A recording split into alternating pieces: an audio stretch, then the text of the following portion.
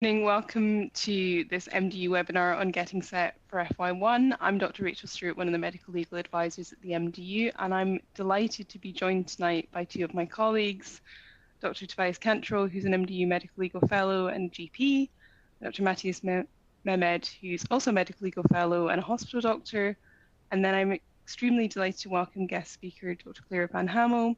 Clare is an anaesthetic consultant and deputy postgraduate dean Southwest of England. So I'm going to go through some housekeeping briefly, and then I'll pass over to Clare to kick off the talks tonight. So we're really keen to answer as many of your questions as we can. So if you could please submit your questions in the Q&A box on your screens. Along the top right of your screen, you can access different tools we have available for the webinar, so including a feedback form, which we'd be really grateful for your thoughts on, and a help guide for tech issues. You should receive a certificate of attendance via email within 5 days of the webinar. And similarly, don't worry if you have to drop off the webinar a little bit early, or if you want to rewatch it, it should be available on demand on our website within 5 days. I'd ask that if you do have any tech issues tonight, please could I ask you to leave and rejoin the webinar using the same link you used to join earlier. And you can refer to the help button at the top right or the PDF link to the resources box. And with that, I will pass over to Clare.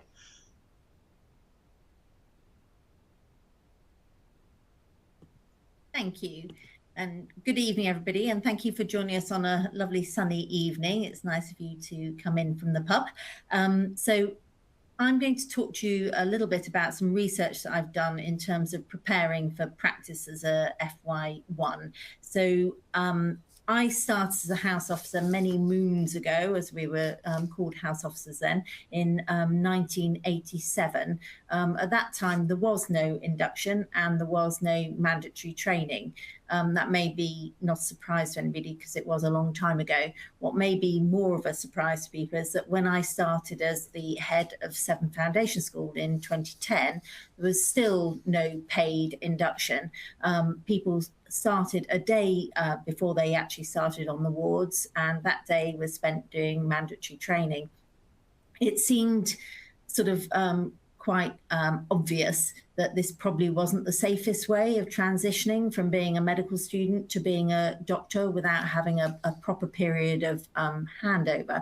So I applied to what was the Strategic Health Authority at the time for some funding to support the FY1s who are starting that year to have a paid week of induction. So that was funded on the basis that I did some research to try and evidence that that made a difference. So on the back of that research, we then got week of paid shadowing for all the F1s across the UK. And some of the results from that research, which was both qualitative and quantitative, were interesting. And I'm going to share some of them with you now. I'm also just encourage you to complete the FY1 induction survey that will be sent round to everybody after you start in August, because that's really what helps to drive our being able to improve the position for F1s when they're starting. So some of the sort of areas that have been identified as being important are, and it sounds obvious, but during your induction period, make sure if you aren't sure about something, just ask. There are lots of people around during that shadowing week, and it's a real opportunity to just ask the question that you might think is stupid, but there is no such thing as a stupid question. And you've got someone who will be with you, who is the outgoing F1, and they will be able to tell you what it is that you feel is too silly to ask or don't want to ask in public. But say, feel free to ask any questions. There isn't a stupid question. It's much better to ask than be unsafe. Try and spend time sort of being the person who is delivering the care rather than the person who's just following round. Think what you're going to do about seeing that patient, what the diagnosis is, differential diagnosis, how you want to treat them, what investigations you order, rather than just following and not really thinking. Make sure you get access to the IT systems as soon as you possibly can. Each year there's feedback from the survey that they wish they'd had their passwords earlier. Wherever you go, there are likely to be systems that you are unfamiliar with. as soon as you can get on those systems and start accessing them, particularly when someone is there to show you, sort of how you go through a particular system, the better you'll become. You'll soon be an expert, but it just makes that transition period a lot easier if you're familiar.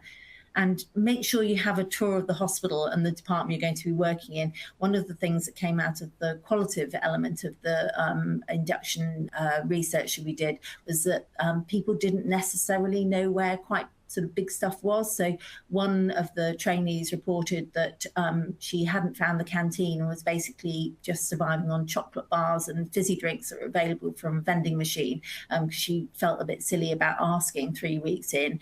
Eating and drinking is really important. If you don't know where something is, then ask. You should be given a map, but it's much easier to have a proper tour of the hospital.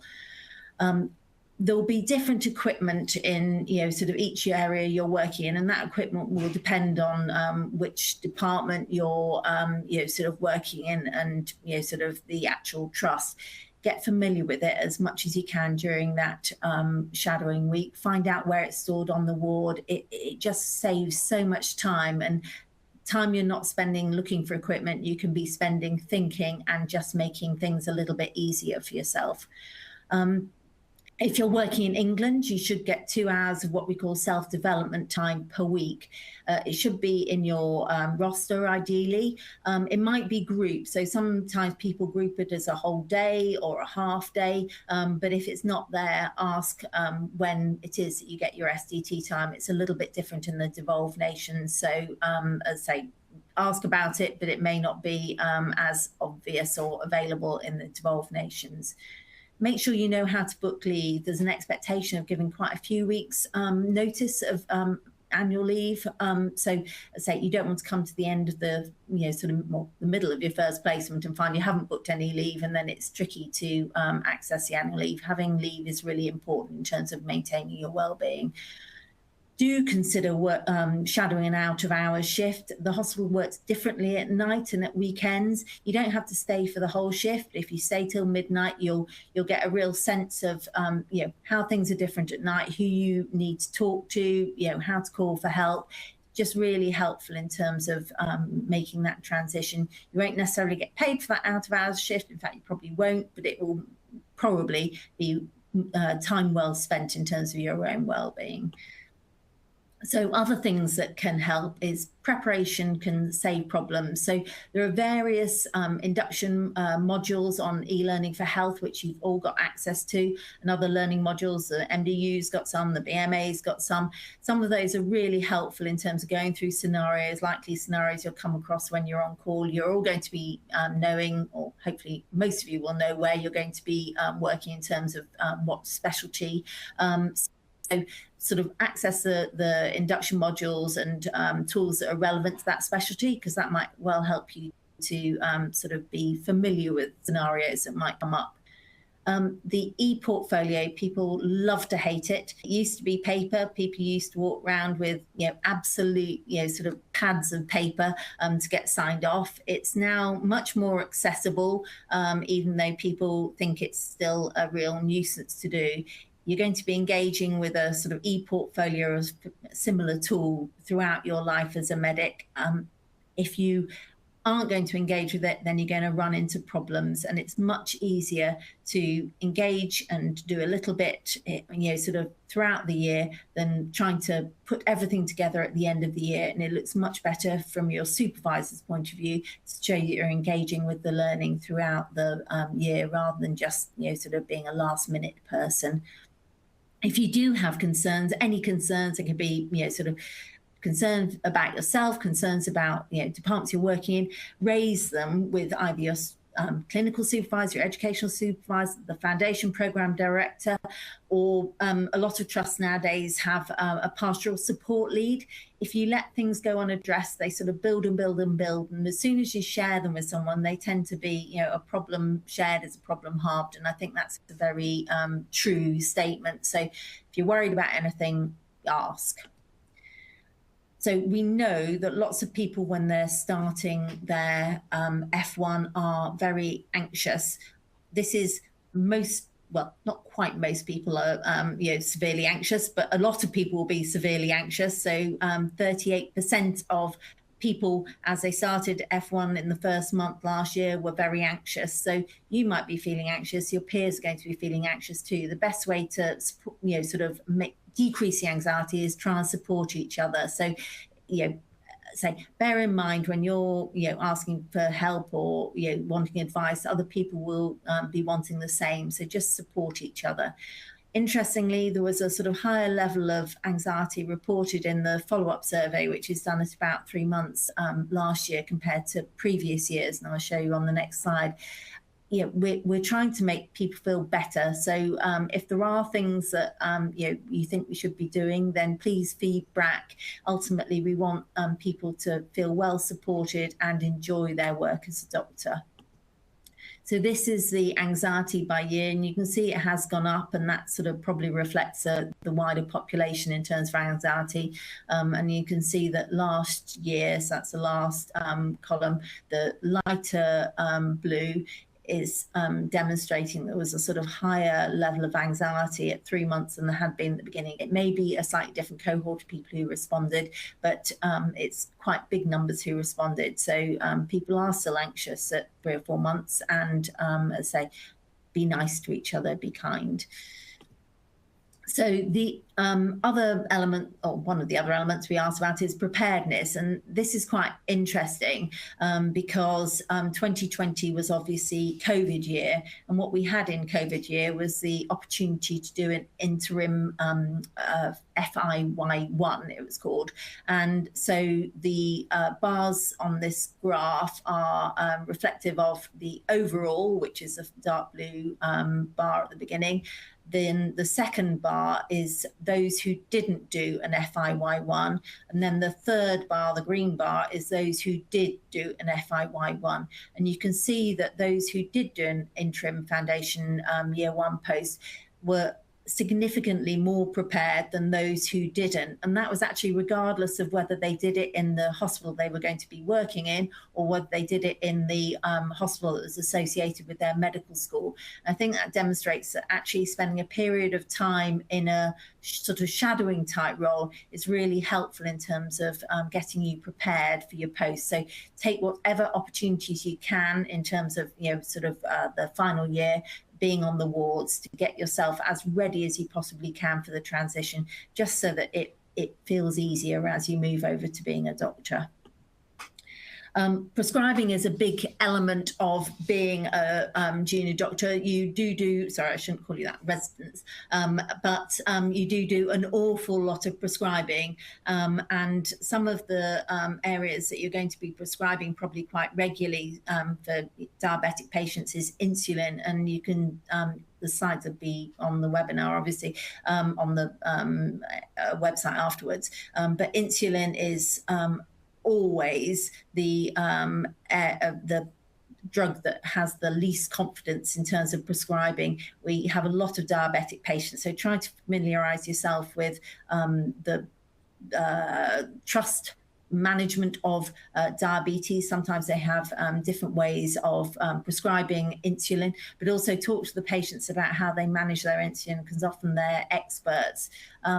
We also need to think about mental health. So a lot of our patients have mental health problems as well as physical health problems, and yet the results from the surveys over the years show that we're much less, or the F1s coming in are much less prepared to look after those with mental health compared to those with physical health problems. So some of you will be starting on a psychiatry placements, but for all of you, don't forget mental health. Try and remember when you're sort of looking after your patients that it's sort of holistic care. Their mental health matters as much as their physical health.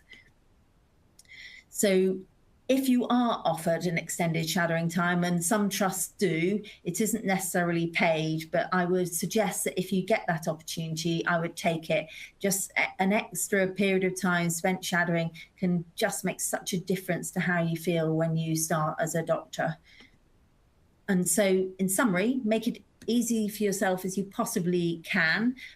If you don't know, ask. The nursing staff are a really good source of information. They've often been working on the wards for much longer than the doctors, and they can signpost you, give you advice, ask your seniors, and try to remember to document. Good documentation helps to keep our patients safe. And if you have asked for help, it's worth documenting that you have asked for help. So I do anaesthetics. If I've got a really tricky case, I ask my colleagues and I document on the anaesthetic chart that I've spoken to my colleagues about it. If things go awry because I've got a very unwell patient, it at least demonstrates that I document, I've spoken to the patient about it, I've spoken to my colleagues about it, and we formed an opinion in terms of the best way to manage a particular patient. So as I say, documentation is good for you and good for your patients.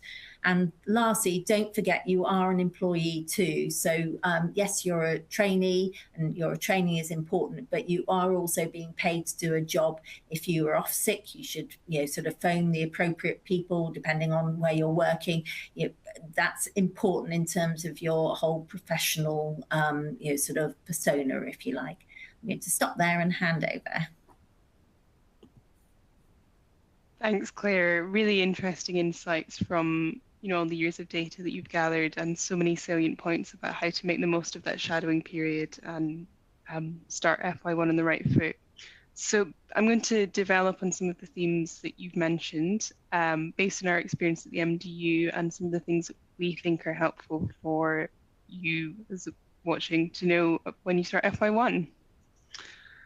So I put this picture up because, as it says at the top of the slide, FY1 is the start of what will hopefully be a long and rewarding career as a doctor. And I know that one of the points that Claire had made was about the importance of engaging your portfolio and taking learning opportunities.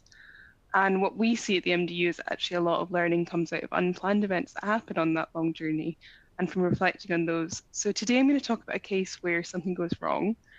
And that's not to say that I'm expecting you all to end up making mistakes or in difficulty.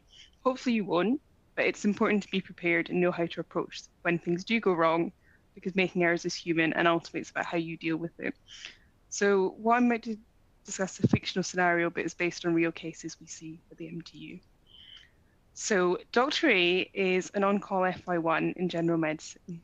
She's contacted by a nurse on one of the wards to say that the day doctor has asked them to do repeat blood tests on a patient who had been admitted with low potassium following the patient being given a bag of IV potassium replacement. And they said that the results were available and asked if the doctor could review these. Dr. A was having an extremely busy shift, and unfortunately at that hospital, although the results were available in the pathology system, they hadn't come through to the patient's main record, and so she accidentally looked at the blood test from the previous evening, where the level was still low, and on that basis prescribed another bag of fluids with additional potassium to run over 4 hours. She then got bleeped almost immediately again about another patient, and because of this didn't make a note of her decision making, so there's no record. And she forgot to mention at handover that the patient would need a further level after the bag of fluids. The nurse also hadn't picked up that the patient now had a normal high potassium, so the IV fluids were given. Overnight, the patient's nighttime nurse noticed that the blood results were now available in the main hospital system, and as they were taking down the bag of IV potassium, they sort of realised that the patient had been given more potassium even though they had a normal high level. So that nurse contacted the night team to assess the patient, and he was treated for hyperkalemia with ECG changes. A data was completed, and Dr. A was asked for a statement to inform the trust's investigation into the incident. So the next two slides demonstrate something called multiple jeopardy, which can be faced by doctors. And what that means, in other words, is that one single clinical incident can lead to all sorts of different investigations and outcomes for a doctor. I'm not putting this up to scare you, and it's not the case that simply because you're involved in an adverse incident, all of these processes will follow, but rather to highlight why it's important to get things right and seek advice at an early stage. And this is a similar diagram, but for Scotland. So the first version is what did happen. Dr. A called the MDU and took advice, which is always sensible. She also spoke to her educational supervisor, and that's important because they can offer support with what's a really stressful and upsetting situation. But they're also someone that doctors can have a reflective discussion with, and that's what Dr. A did. She prepared a statement for the adverse incident investigation with help from the MDU's advisor, which was truthful, honest, and open about what had happened, and acknowledged the error in reviewing the incorrect blood tests, and recognised that she had not documented her decision-making and that she had forgotten to hand over the patient because of the busyness of her shift. She identified learning points about checking the date and time of blood tests, the importance of documenting everything you do, and of handing over when a patient needs further bloods. She also reflected on how the impact of a busy clinical shift had influenced and impacted on her decision-making. She kept a record of these so that she could then discuss it at her ARCP. When the investigation report was finalised, it highlighted those learning points, as well as identifying that the error had not been picked up at the point the infusion was started. In terms of approaching and documenting reflections, I've put a picture up of some joint guidance from the Academy of Medical Royal College's UK Conference of Postgraduate Deans, GMC and Medical Schools Council, called the Reflective Practitioner. And I would really encourage you to review this document if you've not already seen it, because it provides some really helpful guidance on how to approach reflections. Reflections, there's no one-size-fits-all approach, but this document highlights a number of different ways that you can approach it. And of course, you can always seek advice from the MDU. To summarise, a reflective note doesn't need to capture full details of the experience. It's mainly about capturing what the learning outcomes and future plans are. Usually, reflections should be anonymised. And sometimes doctors and medical students contact us because they're concerned about documenting reflections because they've heard stories of doctors' reflections being used against them by the GMC. To reassure you, the GMC will never ask a doctor to provide the reflective notes in order to investigate a concern about them, but it can often be really helpful in the small number of cases where concerns are escalated to the GMC to be able to demonstrate the insight and reflection. So in version 2, the doctor didn't get advice, kept all her concerns internally, and felt really, really upset, stressed, and awful. She also went back into the notes and added in a note saying that she'd handed the patient over to the night team, and then she provided a statement which was defensive, blaming the hospital system and not acknowledging any learning points. This sort of response can raise really serious concerns about a doctor. So in this case, it was clear from the audit trail that the doctor had added the note in afterwards, and the accounts from the other night doctors that the investigation sought had said that the member didn't hand over. So then there was also a concern that she'd been dishonest, and the trust weren't satisfied that she had reflected on the incident. So in summary, if something goes wrong, don't panic. Get the support you need from the MDU, from your educational supervisor. Don't be afraid to be open and honest if you do realise that you've made an error. As I say, errors are part of human nature, and the most important thing is the action you take afterwards. Don't be afraid to say sorry. It's usually the right thing where something's gone wrong if it feels correct and appropriate to do so. Reflect on all the events you're involved in, and if you do identify learning points, think about how you can remediate those. And as I know you will all be doing anyway, act professionally and think about the GMC's guidance. So I'm now going to move on to confidentiality, which is something that we at the MDU, we get a lot of calls and give a lot of advice on. I think when you're at medical school, often you'll discuss sort of interesting ethical conundrums about whether you should breach confidentiality, for example, in the public interest. But actually, what's more common is that there is a confidentiality breach which is unintentional. So I've just put up on the screen some of the common things that can lead to a confidentiality breach. So things like corridor and canteen conversations where perhaps a relative overhears doctors discussing a case, leaving screens open. So with the advent of more paperless notes, making sure that if you are making a note and you do have to leave the screen, that you properly lock it. Having said that, we do still see cases where paper notes or sort of loose sheets or handover notes are left or fall out of pockets. So if you are, printing off handover sheets or making a handover list, make sure you know exactly where that is, and at the end of a shift, you dispose of it properly in a confidential waste bin. Emails to the wrong person are so easy to do when you're in the middle of a busy day. So I would always suggest double checking an email address, making sure that you've not inadvertently added an extra character, deleted something, missed out a full stop, things like that.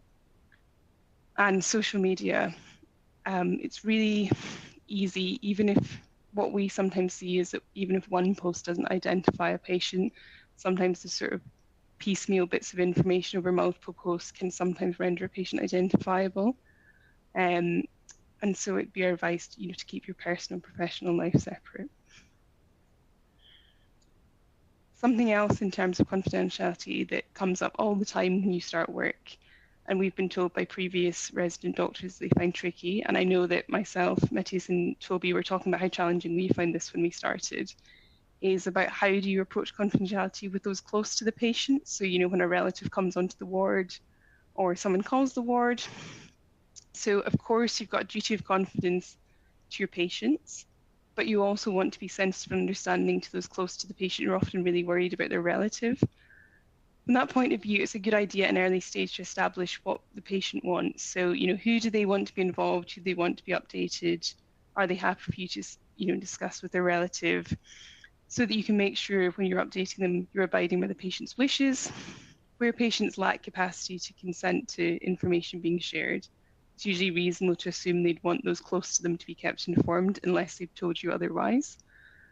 And as Claire had said, the importance of documenting everything you do, keep a note of who you speak to, what you said, and what the patient has told you about, what they want to happen.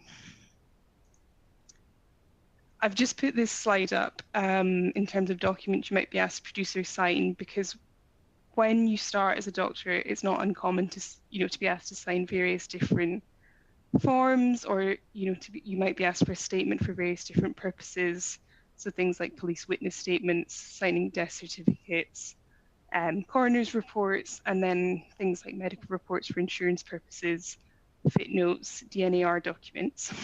From a general point of view, we do have guidance on our website about writing statements, and we're always happy for doctors to call or write into us with queries about this.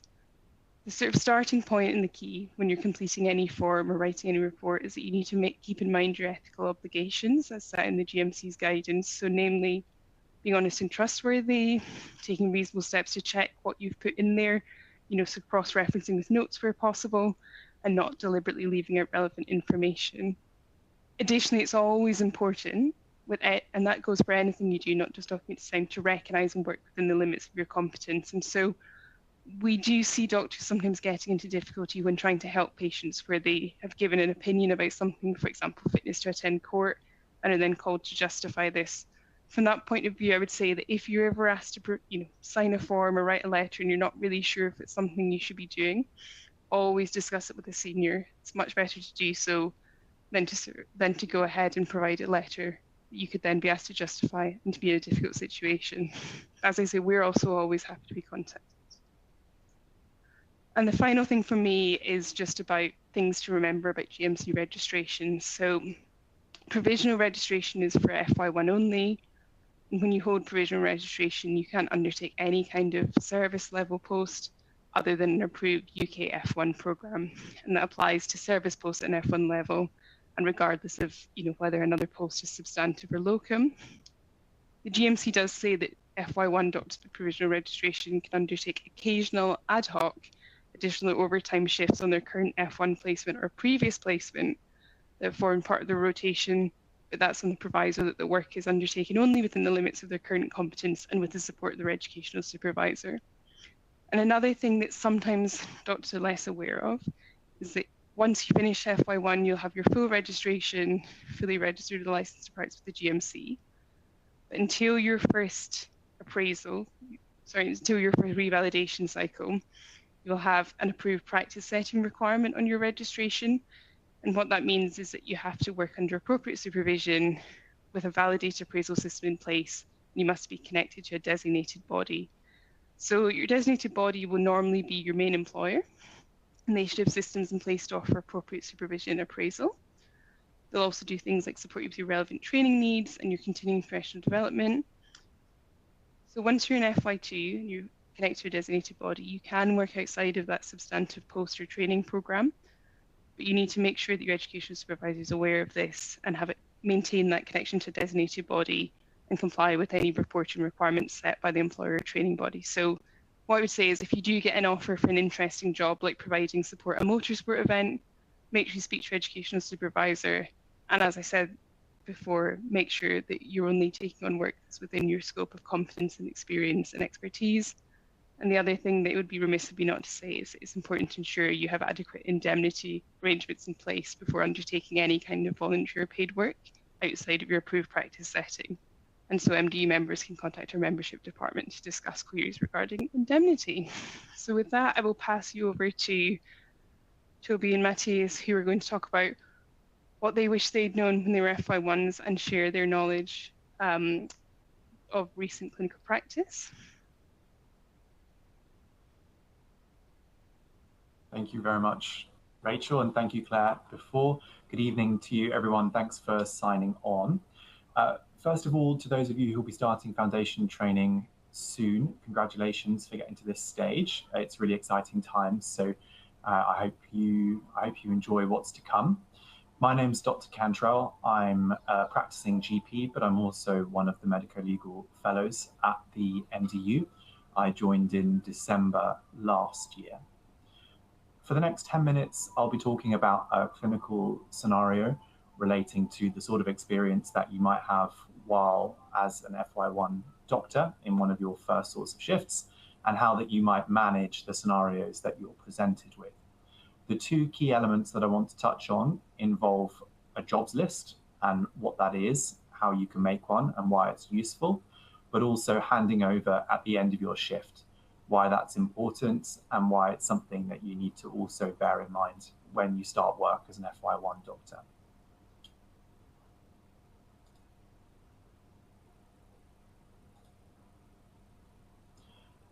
So I want everyone to picture what their first shift may be like while on the wards as an FY1 doctor. That might be difficult, but honestly, the day-to-day work is relatively routine in that they are typically structured around a ward round, which will be led by a senior clinician, often a registrar or a consultant. And as an FY1 doctor, it's often your role as part of that team to attend the ward rounds, make notes for the plan, which is set out by the senior clinician, and then jobs will be delegated to you as the FY1, who will then be tasked with performing those jobs and making sure that the actions which are identified by the senior clinician are actually carried out throughout the day. It's not unusual during a day like this that you might receive a bleep or a call from one of the nursing team asking you to request a critically unwell patient on the ward who's managed under your team. It's not necessarily something to panic about, but it is something that you need to learn how to prioritize. And the appropriate thing to do in such a scenario is often to go and review the patient and to detach yourself from the routine tasks that you may have identified as part of the ward round. When you go to review the patient, your responsibility and your job is to stabilize the patient and to escalate to a senior colleague. It's not my job today to necessarily say how you would do that, but only that you make the appropriate decisions to prioritize, stabilize the patient, and then get back to your routine tasks which you identified on the ward round before. Now, in these scenarios, it can often be quite disruptive to have been asked to call or assess an unwell patient, and it can be very, very common to lose track of what your jobs were that you identified at the ward round. One of the ways that you can mitigate the risk of forgetting tasks or missing tasks that should have been your responsibility had you not been called away is to rely on something that we call a jobs list. In its essence, it's pretty straightforward. It's a to-do list, but there are some nuances there that are quite important to recognize. So, as I said previously, it is a to-do list in essence, but it is slightly more than that. It's something that you can rely on to organize your thoughts about what the tasks are that have been assessed or delegated to you on that day, but also how you might prioritize those tasks later on. Now, when you get called to the critically urgent scenario, it is absolutely normal to have forgotten some of the routine and mundane tasks that you might have been given earlier in the day. This is where your jobs list comes in to help anchor and focus your tasks as you come towards the end of your shift. Typically speaking, a normal jobs list will involve the name of the patient, their date of birth, their hospital number, their location, and the job that you're expected to do for them on that particular shift. Having all of that information is going to be really important, because if you get distracted and you come back to it, you might not remember the specific details that you thought you might before that urgent event came up. It's a helpful way for you to be able to write down all of the specific jobs that you might need to do for a day, and then be able to prioritize those appropriately and organize them in order of priority. As often, the best way to approach a jobs list is to do the jobs in order of their clinical urgency. Now, in the scenario where you've been called away to respond to an urgent bleep, you may return to your routine jobs and find that you don't have the time in the day to actually be able to complete everything as you might originally have wanted to. It's at this time where you need to consider your handover as a critical intervention in the patient journey, and part of your responsibility as a clinician to safely hand over. This is something that Rachel touched on before, and the importance of identifying key urgent tasks and handing over to colleagues and explaining to them what's urgent and what isn't. So how might you prioritize a handover? Well, the first thing that you'd want to do is you would want to identify to your colleagues who you're handing over to who are the unwell patients, who are those that are at risk of deterioration, potentially overnight or potentially over to the shift that you're about to hand over to. It's really important to identify who they are and where they are and why they might be at risk of deterioration, in case your colleagues get a call about them later on their shift. Next, what you would want to do is identify whether there are any higher risk patients from a non-clinical perspective. So for example, are there patients with the same date of birth or with the same name? Is there anyone that you would need to be conscious about in a non-clinical sense? Sometimes patients can be outliers, is what they'd say. So typically patients are organized by team on a particular ward, but every now and then you might have a patient who's based on a different ward who is still under your team and who would still technically be your responsibility. And that would be the sort of thing that you would want to flag to the team that you're handing over to. Finally, when you're handing over, you want to make clear which jobs are urgent and which jobs aren't urgent. It might be that the team you're handing over to also have a busy shift and they wouldn't necessarily be able to complete all of the tasks that you also were not able to do. In that scenario, you would want to make clear to them which tasks are urgent and which tasks are nice to have, as it were. And it would be your job to identify which ones are urgent and which aren't. In response to doing that, you might find that your team that you're handing over to ask you questions about details of the clinical record or the care of the patient that you might not be able to answer off the top of your head, as often a handover takes place without access to a computer or the notes. It's important in these scenarios that you don't get tempted to bluff or make assumptions about patients, as that sort of information could be relied upon by your team that you're handing over to later. So for example, if you were asked whether a patient's bloods were up to date, you might be tempted, for example, to assume that they were if most patients had bloods that morning. But it's in that scenario where, unless you knew for a fact that that patient had bloods that day and they were up to date, that's not an assumption that it would be safe to make or recommended to make. And that's not something you'd want to hand over to the team that you're handing over to. So to summarize, shifts are busy. FY1 shifts in particular, when you're getting used to a new place, new systems, understanding what's expected of you in your job role, how hierarchies work, who are the senior clinicians, who makes plans, who delegates jobs. Very often it will be your responsibility to act on the plans of more senior clinicians, and it's in that scenario that a jobs list can be really helpful. It's often expected that you would be able to respond to a clinical emergency, and in such scenarios you would want to rely on the jobs list that you'd made earlier to remind you of the tasks that, although are mundane and routine, often are actually really important and can significantly impact the care of the patient. When you do get called away to those tasks, the jobs list helps to anchor your jobs list and identify those things that you're going to need to hand over to your team later on, if you're not able to complete it yourself later on your shift. Otherwise, I wish everyone the best of luck in their upcoming foundation years, and I'm going to hand over to Dr. Mehmed now. Great, thank you, Toby. So I'm Mattias. I'm also one of the medico-legal fellows at the MDU, and aside from that, I'm a senior house officer in a hospital.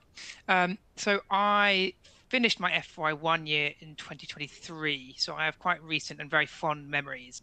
And I'm going to talk through a fictional scenario today which touches on asking for help and some other elements of really great FY1 practice. And I'll also talk through some top tips. So this is Dr. B, and Dr. B is a new FY1, and she's on her first night shift. She gets a call from the nurse on the respiratory ward about Mr. C, and Mr. C is a 75-year-old man admitted with infective exacerbation of COPD. And the nurse says that Mr. C is unhappy with the noise on the ward and has been unable to sleep, and he'd like to go home.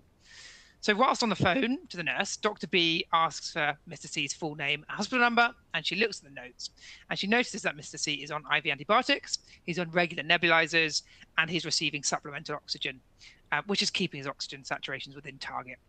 So the nurse asks Dr. B, should I just let this patient walk out of the hospital this evening? Do I need to book him a taxi?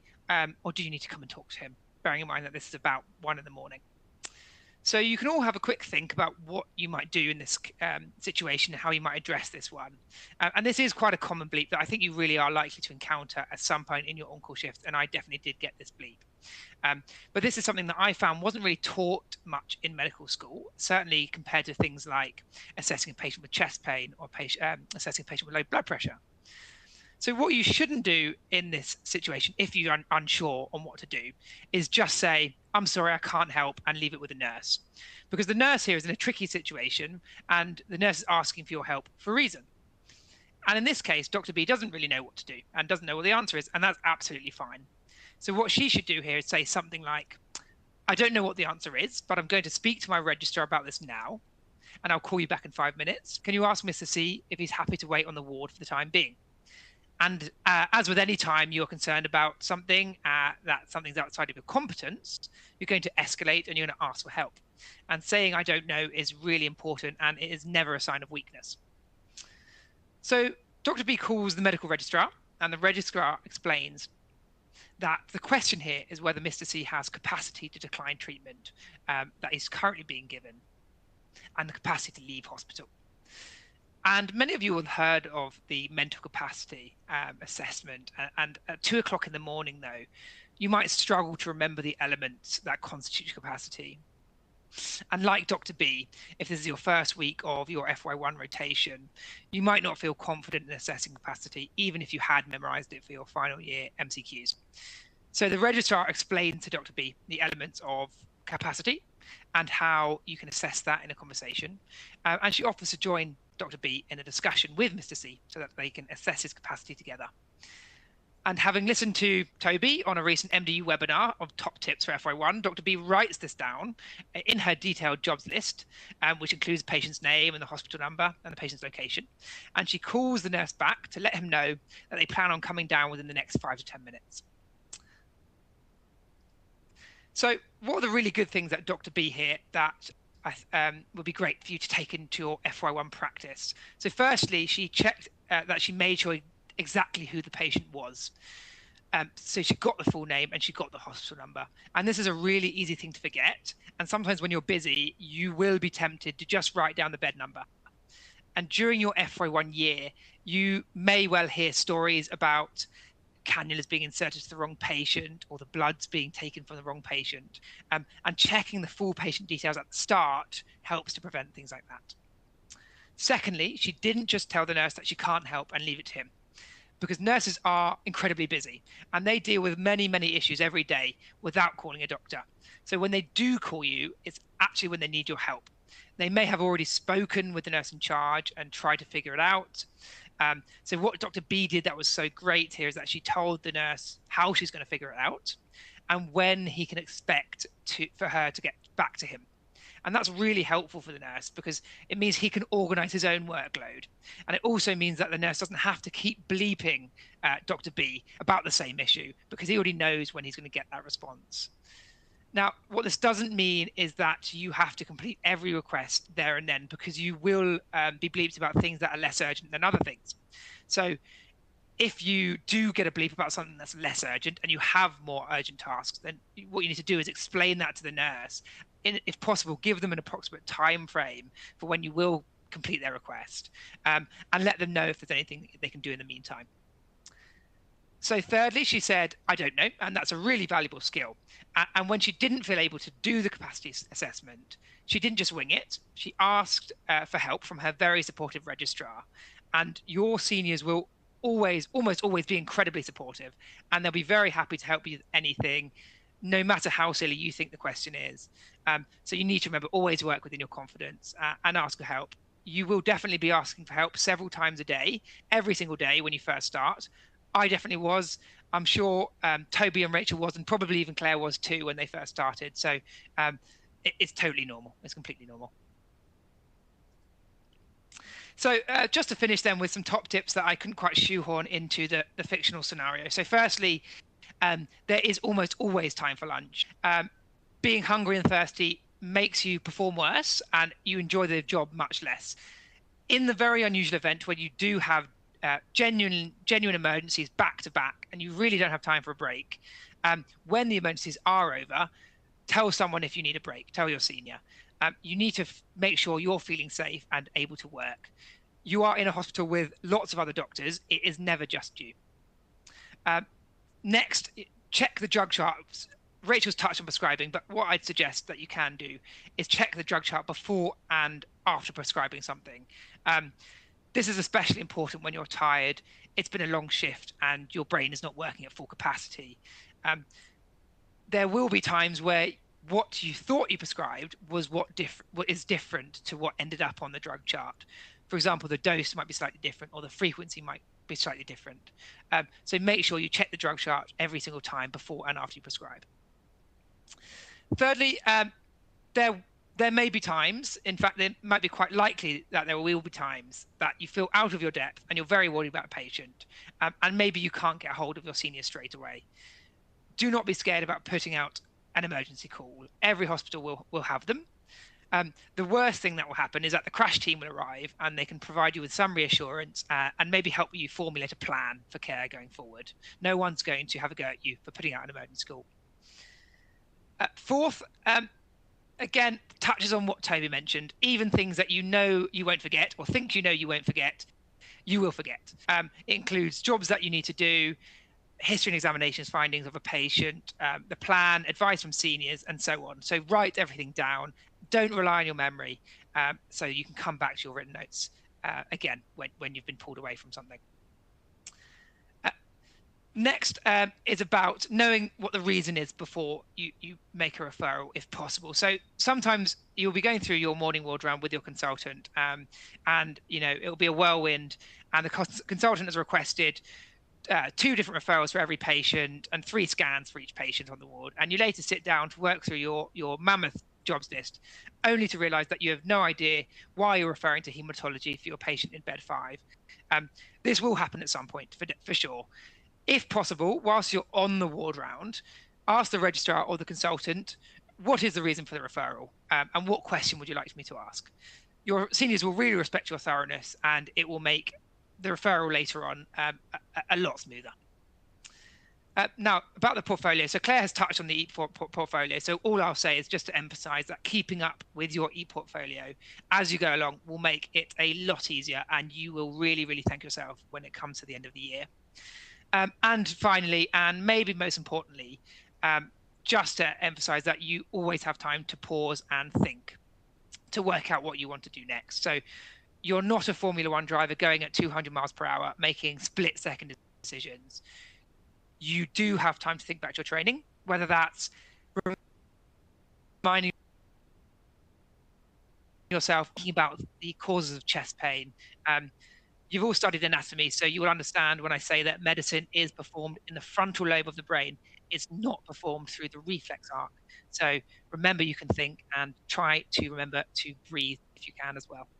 So I really hope you all enjoy your time there. I certainly did. Thank you so much.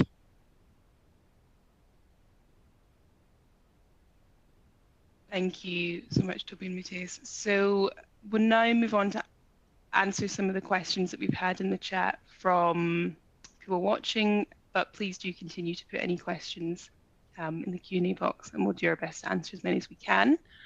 So the first question is, what tips do you have for someone moving to an area they're not familiar with and starting work in a trust they've not had a placement at previously?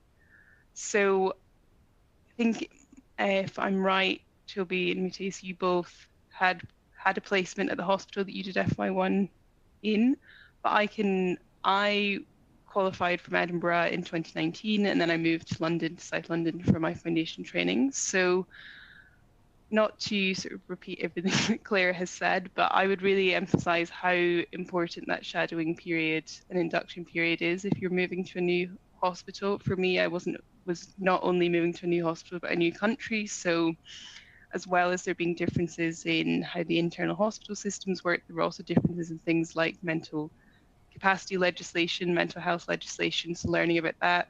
Before I came to England, I really had never heard of the card. So learning, about how to complete a death certificate and things. But I would say my tips are definitely, make sure that you identify the person whose job you'll be taking over, spend time with them. Like Claire said, don't just sort of watch, but as much as you can, try to actually do things where you have someone with you who can help you through it. I shadowed an out-of-hours shift. My first job was in trauma.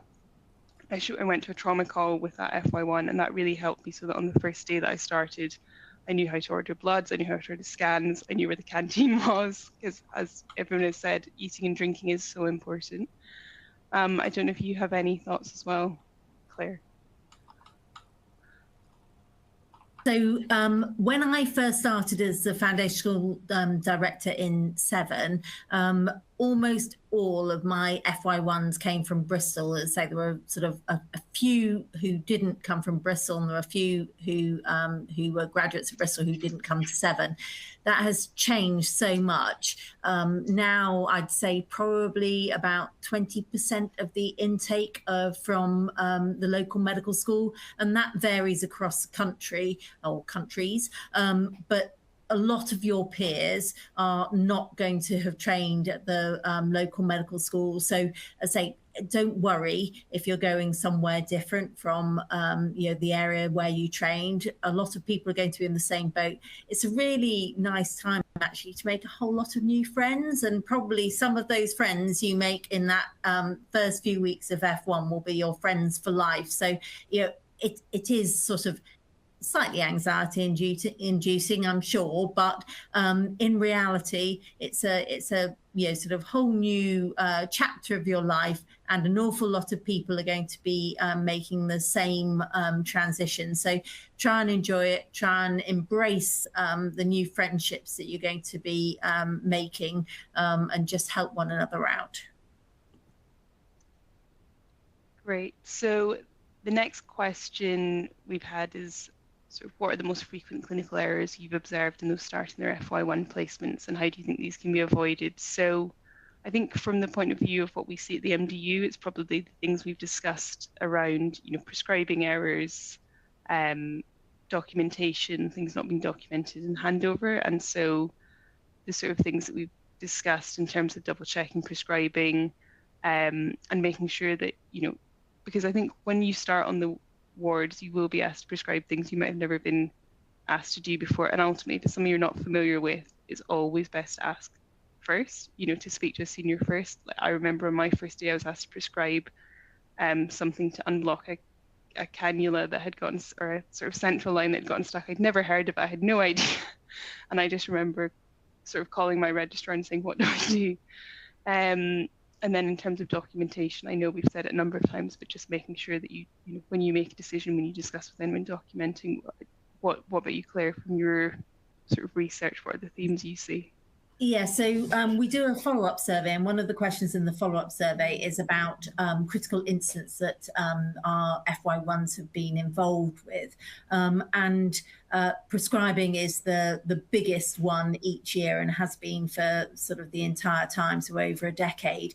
And I just sort of get people alert to the fact that electronic prescribing is safer in some respects, but in some respects it's sort of opens up other errors. So for instance, I can quite easily prescribe 10 grams of paracetamol on my hospital system. It doesn't flag at all.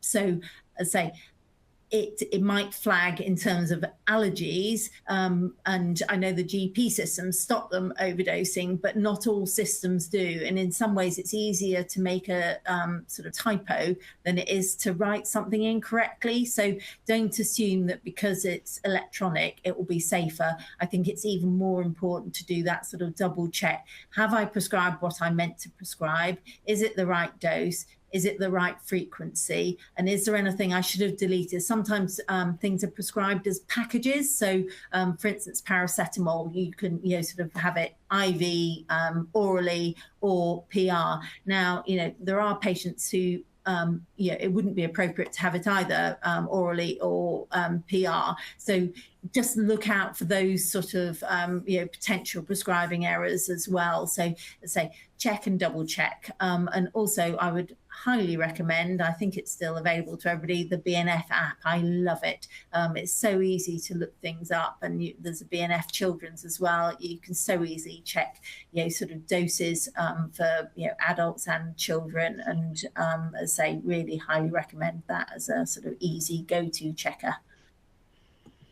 Thanks so much, Claire. Yes, and I think we certainly have seen with electronic systems where you fill in the first couple of letters and things like metronidazole and methotrexate being cross-prescribed, or the frequency of things being auto-populated and being incorrect. So I'll now move on to a question that I think has come in the back of Toby's really helpful presentation on the jobs list and handover. So we had someone ask, if you're unable to finish your jobs list during the day and have to identify the jobs that are still yet to be done in the handover, should you document this? So I'll let Toby start off on this one. Sure. Thanks for the question. Yeah, it's a really good one, and actually it is, I suppose, slightly trickier than it might first seem. Sorry about the sun on my face, by the way. So yes, just to reiterate, what do you do if you don't get through the jobs list? You need to hand stuff over, and do you have to document that? Well, I suppose in a way it's personal preference. So there is no reason why you would not, or you would not be permitted or allowed or prevented from writing down those jobs which you have handed over. More documentation is often better than less documentation, so that's one approach. However, there is also reality to consider, which is that it is not commonly done. So it's unusual to write down the jobs that you hand over from a jobs list that you haven't got through at the time. Now, that's not to say that that's best practice, it's just the reality of the situation. And why is it important to talk about this? Well, at the MDU, we sometimes see situations where our members need to submit written statements, and often the best form of evidence that our doctors and members can rely upon is written evidence that's in the clinical record.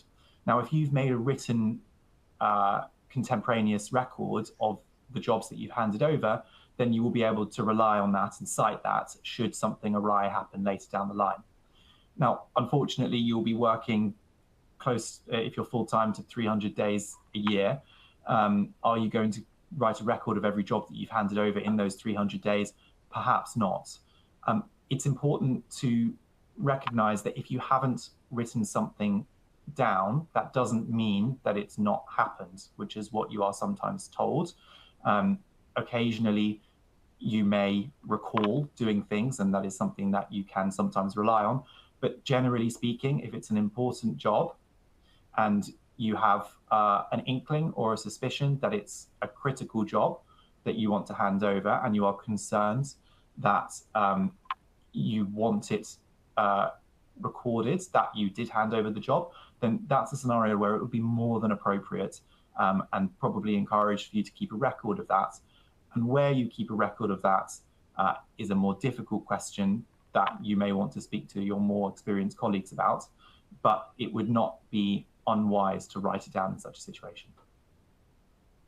Yeah, I mean, I think that what I would say is, and I'm sure you would agree, Toby, is that, you know, for example, if you were handed over some blood tests and you checked and the results of those weren't available, then it may be sensible to make a note of who you've handed over to. Or if you've seen a patient and there are investigations, you know, you've made a plan, you've noted down the plan, it's probably sensible to say if you're handing those over, so that, you know, and that also helps to provide continuity of care. For example, when, you know, the nursing staff change, they'll know who it's been handed over to as well. And like you said, you know, the easiest way to evidence the action you've taken is to keep a record, but that has to be proportionate. And that's what the team's, you know, a proportionate approach to record keeping. So on a sort of similar note relating to handovers and jobs lists, someone has asked, what do you do if the jobs list you've printed gets lost halfway through the shift and you can't remember which jobs you have to complete?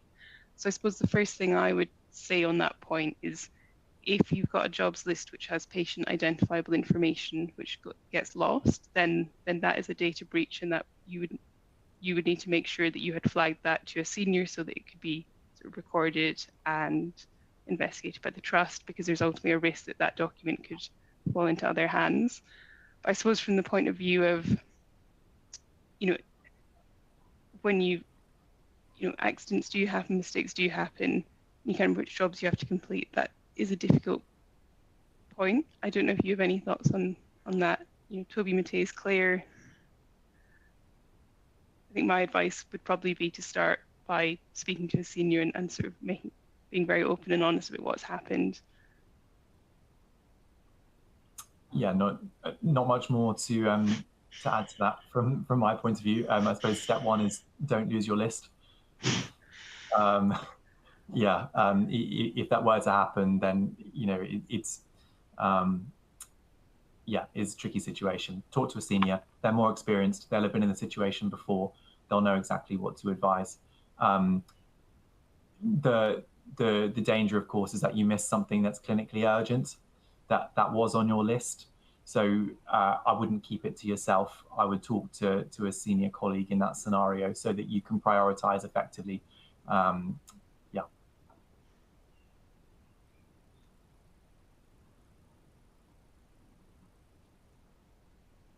So someone has asked any tips or things to look out for when using paper notes. So I know that we've touched on some of those, but I'll perhaps put it to the panel. I'm aware it's becoming less common, but it's still some hospitals use sort of a mix of Paperlite and paper systems. Any specific things you think you should consider there? Sorry, Claire, I was just going to say briefly, paper notes. Yeah, I was actually just immediately thinking of maybe a paper note for yourself that you're keeping for yourself or in jobs list, which is slightly different. But on that point, what I found really helpful was most people, I think, use just a blank piece of paper and write things down, and it's unordered, and you know, it's just as it comes in, really. Say you're on call, it might just be the jobs as they come in chronologically. What I think can be really, really helpful in terms of your own notes and your own jobs list is, if you, once you've figured out what all the wards are called, you can make yourself a little pro forma maybe that includes the ward names, and maybe has a section where you can put the patient's details in, perhaps even put the time in where you received the bleep, so that when you, and then you can print that off, and then you can use that as your jobs list. So when you do get bleeps, it can be much more structured. You know where the patient is. You have their details in a nice box for the details. You can have a category for sort of your own prompt for how urgent the job is, and I found that to be really helpful. But that's more about a paper jobs list. But I can pass on. I think, Claire, you were going to say something about paper notes. Yeah, I think there certainly are trusts that still have paper notes. I think you need to be cautious with paper notes because obviously you need to make sure that where you're documenting is the appropriate place to document, because otherwise people sort of sometimes do it in a rather haphazard order, and that can make it confusing. If you are documenting in paper notes, make sure you date what you're writing, ideally time as well. Sometimes things are very time sensitive. Say who you are and what your role is, and that's really helpful then for other people to understand, you know, sort of who it was that said something. If it's part of a, you know, say ward round situation where you're being told to do things, you know, sort of you put ward round consultant, you know, whoever was leading the ward round. I think, you know, clarity is really useful. I think, you know, it is important to be cautious with paper notes. Make sure you, you know, look carefully for what is salient. More places now are scanning, you know, even if they are using paper notes, they're then scanning them onto an electronic system. So you should then be able to access historical notes. But it's sometimes that transition from being paper to scanning that, you know, can catch people out. So I think caution, and if something doesn't quite seem right, it might just be worthwhile, you know, sort of asking nurses, you know, have often different documentation. So, you know, sometimes you can check in nursing notes if, you know, something doesn't seem quite right in terms of the ordering, or ask people who've been, you know, sort of on the ward more continuously if something doesn't seem quite right. Thanks, Claire. So I'm aware we're sort of running past 8 p.m, but we've had quite a flurry of questions in the last couple of minutes. So we're going to answer a few more questions over the next 5 minutes. And if anyone needs to leave the meeting, please don't worry, because as I say, this will be available on demand on our website within 5 days. So you can always pick up those last couple of questions there.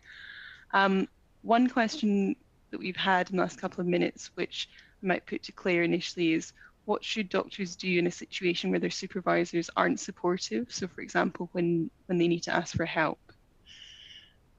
So that obviously does happen. It's disappointing, but it does happen. I think the important thing is to sort of go to the next layer, if you like. So if it's your clinical supervisor who isn't supportive, then tell your educational supervisor. If it's your educational supervisor, then go to your foundation program director.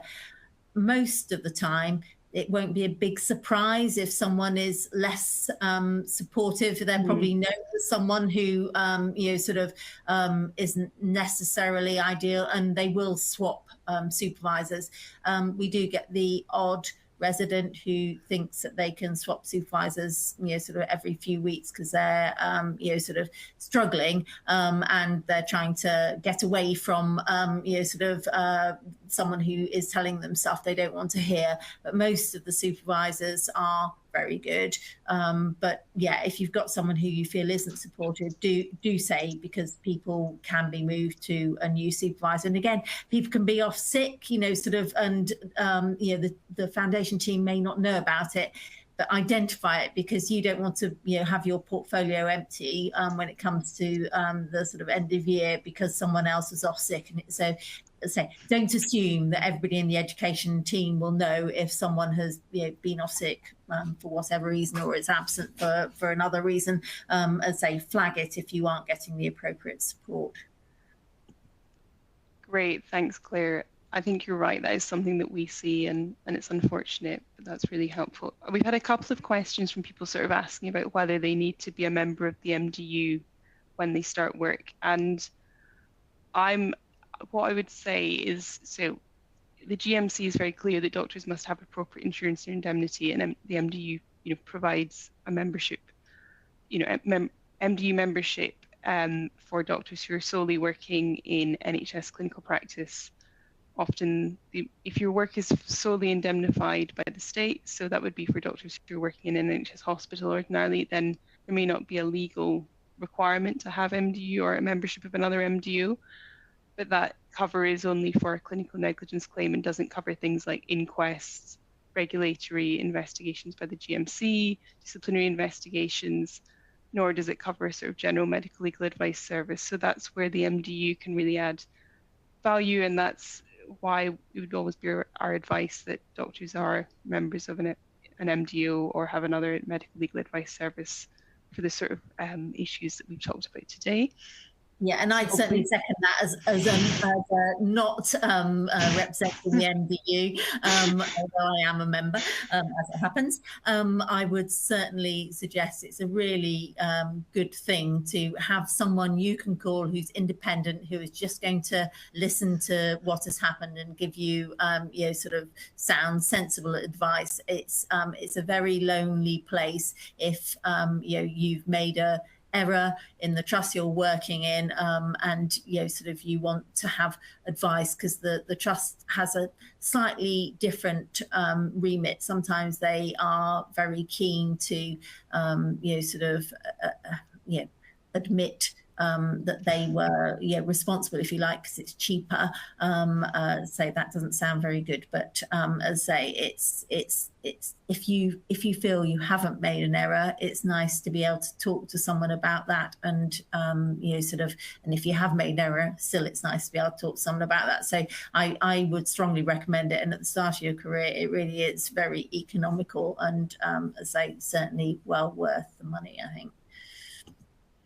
Thanks, Claire. So we're coming towards 1:15. We probably only have time for a couple more questions. So what I'm going to do is I'm going to try and roll together a number of questions we've had, because we've had quite a few questions around, you know, what can and can't you do as an FY1 and things around prescribing. So yes, so in terms of people asking about, you know, what they can and can't do as an FY1, can and can't prescribe, and I can see that we have had someone ask specifically about capacity in Scotland, and I think what they're referring to is that in Scotland, under the Adults with Incapacity Act, there is a form, that a Section 47 form, which can be completed, which states that a patient doesn't have capacity, which can only be completed by a fully registered doctor. So I suppose the first thing is around, you know, as an FY1, you only have provisional registration, so you can't undertake anything that requires you to have a full registration, and that would include things like private prescriptions. And as I said earlier, your provisional registration only allows you to work in a, you know, in an approved FY1 training post. I think there's often sort of local guidance sometimes around prescribing, and certain policies that there may be around who can prescribe certain, you know, drugs like methotrexate. Claire, I don't know if you have any thoughts on this question. Yeah, I think there will be trust policies on certain things like chemotherapy and things like that. I think the important thing is, if you're not sure about a drug, if it's not familiar to you and it feels like something you possibly shouldn't be prescribing, then don't ask before you prescribe. And as I say, the other resource we haven't really mentioned is there are pharmacists in hospitals, and they know an awful lot of stuff about drugs and who should be prescribing stuff. So as I say, they are a really helpful resource in terms of questions about prescribing. But yeah, don't prescribe something if you aren't sure, you know, sort of what it's for and what the potential consequences are. Great, thanks, Claire. And probably coming to our last question, and again, I'm going to try and roll a couple of people's questions into one, and make the most of having your insight, Claire. We've had a few people ask around whether there's a sort of set structure that shadowing will take, in terms of whether it will definitely include out of hours and in hours, and some people saying, is there a sort of national dates through which the shadowing period will be, or does it vary by trust? So could you maybe tell us a bit about yes, that? And I was just looking that up quickly. So the shadowing will definitely start. The mandatory shadowing period starts on the 29th of July this year, so the week before, but a lot of trusts will actually start it on the Tuesday, and you do your mandatory training because that's not part of the shadowing period, supposedly. So it should be done separately. There is good guidance, sort of best practice in terms of what's included in shadowing. It should include at least 2 days of shadowing the current FY1 or equivalent, because obviously sometimes they're on leave. There generally isn't an out of hours, and the reason behind that is because it's a paid period of time.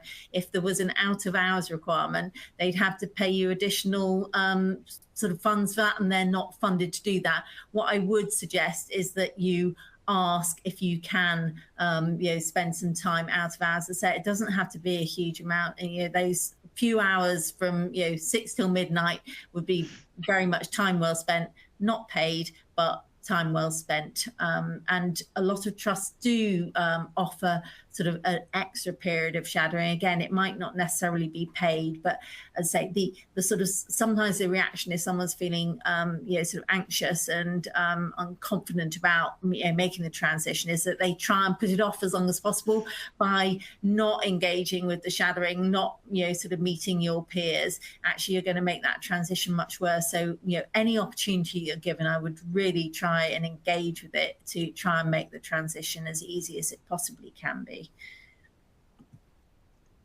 Fantastic. Thank you again, Claire. So I can see we're at 1:15, so I think we'll wrap things up there. But thank you again to everyone for joining us. And just to reiterate, if we could please ask you to fill in the feedback form, we'd be really grateful. You should receive your attendance certificate over the next 5 days. And once again, this webinar will be available on demand on our website, probably next week. Thank you again for joining us. Thank you, Claire. Thank you, Mattias. Thank you, Toby. And with that, I'll say goodbye.